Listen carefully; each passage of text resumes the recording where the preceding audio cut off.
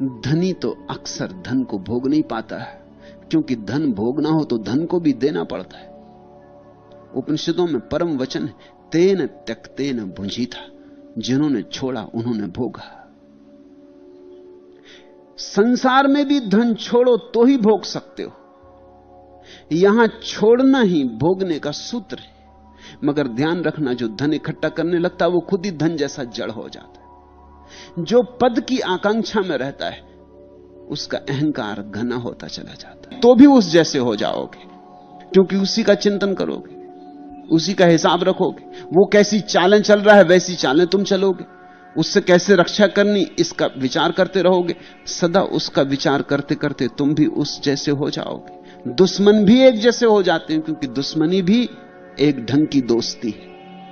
नट कन्या के खेल को देखकर उस पर मोहित हो, उससे विवाह कर नटों के साथ हो लिए। सुसंस्कृत परिवार का बेटा है, ऐसे गांव गांव घूमने वाले सड़क छाप मदारियों के साथ हो गया।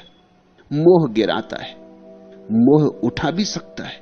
अगर बुद्ध जैसे व्यक्ति से मोह हो जाए तो तुम्हारी आंखें आकाश की तरफ उठने लगी, तुमने जमीन पर सरकना बंद कर दिया। बुद्ध को देखने के लिए ऊपर देखना पड़ेगा, चांद तारों की तरफ देखना पड़ेगा।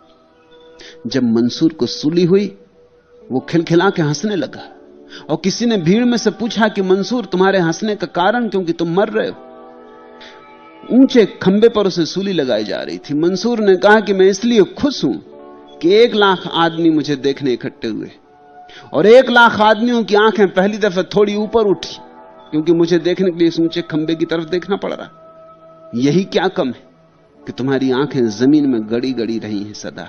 आज चलो मेरे बहाने ऊपर उठी, और हो सकता है मुझे देख के तुम्हें परमात्मा की थोड़ी याद आए, और मेरे आनंद को देख के तुम्हें याद आए कि परमात्मा जिसके साथ हो जाता है वो मरने में भी खुश है, और परमात्मा जिसके साथ नहीं वो जीवन में भी दुखी है।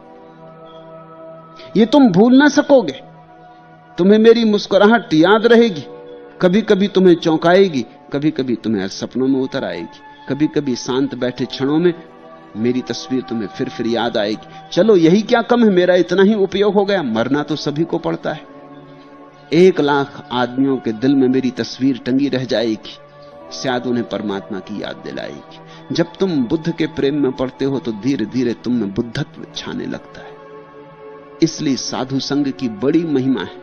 उसका मतलब इतना है, उनके प्रेम में पड़ जाना जो तुमसे आगे गए हैं, जो तुमसे 2 कदम भी आगे हैं, उनके प्रेम में पड़ जाना। कम से कम 2 कदम तो तुम्हें आगे जाने में सहायता मिल जाएगी।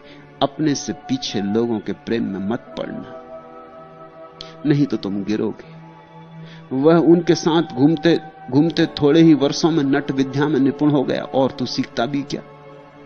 नट से प्रेम करोगे, नट हो जाओगे। नट हो गया। फिर एक उत्सव में भाग लेने वह भी राजगृह आया। लोग लाज भी खो दी होगी, संकोच भी खो दिया होगा। यह भी फिक्र न की कि उस गांव में मेरा पिता सबसे बड़ा धनी प्रतिष्ठित है, राजा के बाद उसी का नंबर है। उस गांव में मैं मदारियों का खेल दिखाऊंगा, यह उचित है।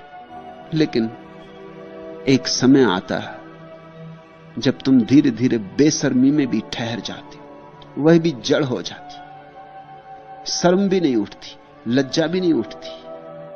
उसका खेल देखने स्वभावतः हजारों लोग इकट्ठे हुए, खेल से ज्यादा तो उसको देखने इकट्ठे हुए कि यह भी कैसा दुर्भाग्य कि इतनी बड़ी संपत्ति, इतनी सुविधा, इतने संस्कार, इतनी सभ्यता में पैदा हुआ आदमी और इस तरह गिरेगा। उस दिन जब भगवान भिक्षाटन को निकले तो सृष्टिपुत्र उग्रसेन 7-8 ऊंची 2 भवनों के बीच में बंधी रस्सी पर चलकर अपना खेल दिखाना शुरू करने वाला ही था। सब तैयारी हो गई थी, लेकिन भगवान को देखकर सभी दर्शक उग्रसेन की ओर से मुख मोड़कर भगवान को ही देखने लगे, बुद्ध की मौजूदगी। एक क्षण को लोग भूल गए तमाशा, एक क्षण को लोग भूल गए उग्रसेन को, एक क्षण को लोग भूल गए मनोरंजन को। यहां आ रहा है कोई जिसका मन समाप्त हो गया, यहां आ रहा है कोई जो दूसरे लोक की खबर लाता। ये प्रसाद पूर्ण बुद्ध का आगमन, ये उनके पीछे भिक्षुओं का आगमन, ये बुद्ध का आके अचानक वहां खड़े हो जाना, एक क्षण को लोग भूल ही गए। जहां इतना विराट घट रहा हो वहां क्षुद्र की कौन चिंता करता। उग्रसेन उदास हो बैठ रहा। भगवान ने उसे उदास देख अपने एक शिष्य महामौदगल्यायन से कहा, मौदगल्यायन उग्रसेन को कहो अपना खेल दिखाए और मैं भी उसका खेल देखूंगा, प्रसन्न होकर दिखाए। सद्गुरु इस तरह के उपाय भी करता है। तुम्हें उठाना हो तुम्हारी भूमिका से तो तुम्हारी भूमिका तक उसे आना पड़ता है। तुम्हें तुम्हारे खाई गड्ढे से निकालना हो तो उसको भी अपने शिखर को छोड़ के तुम्हारे गड्ढे में आना पड़ता है। उग्रसेन का पिता बुद्ध का शिष्य था।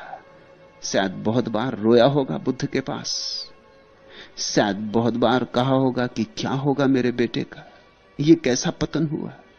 और ध्यान रखना, उन दिन के धनपति और आज के धनपतियों में बड़ा फर्क है। तुम जानते हो सेठ शब्द उन दिनों के श्रेष्ठी शब्द से आया है। अब तो सेठ एक तरह की गाली। उन दिनों श्रेष्ठी, जो व्यक्ति बड़े श्रेष्ठ थे वे ही कहे जाते थे श्रेष्ठी, जिनके भीतर एक आत्मिक संपन्नता थी। बाहर का धन तो ठीक था, जिनके पास भीतर का धन भी था। इस उग्रसेन के पिता ने बुद्ध के लिए सारा धन बहाया था। कहते हैं एक बार तो ऐसा हुआ था कि बुद्ध गांव आए, उनके ठहरने के लिए एक बगीचे को खरीदना था, लेकिन बगीचे को बेचने वाला दुष्ट और जिद्दी प्रकृति का था। उसने कहा उतने रुपए में बेचूंगा जितने रुपए मेरी जमीन पर बिछाओगे, पूरी जमीन ढक जाए रुपयों से, उतने रुपए में बेचूंगा। यह 1000 गुना मूल्य मांग रहा था या 1,00,000 गुना मूल्य मांग रहा था, लेकिन उग्रसेन के पिता ने फिर भी वो बगीचा खरीद लिया, जमीन पर रुपए बिछाकर, जितने रुपए जमीन पर बिछे उतने रुपए देकर। एक महिमाशाली व्यक्ति रहा होगा, बुद्ध के पास रोया होगा बहुत बार इस बेटे के लिए, कहा होगा कुछ करें, आप कुछ करें तो ही अब कुछ हो सकता है, हमारे हाथ के बाहर की बात है। शायद इसलिए बुद्ध उस दिन गए ताकि उग्रसेन को खींच ले। उग्रसेन का तमाशा देखा सिर्फ इसीलिए कि उग्रसेन के भीतर बुद्ध के प्रति थोड़ा भाव पैदा हो जाए। जैसे कोई मछली को पकड़ने के लिए कांटे में आटा लगाता ना, ऐसे बुद्ध ने थोड़ा सा आटा लगाया कांटे में। उग्रसेन फंस गया। बुद्ध जैसा व्यक्ति बंसी डाल ले, फंसो ना तो क्या हो।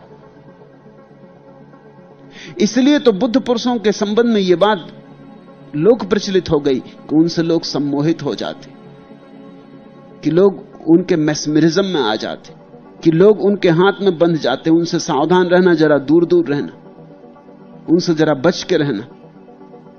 बुद्ध ने कहा मैं भी तेरा खेल देखने आया उग्रसेन। अब बुद्ध को क्या इस खेल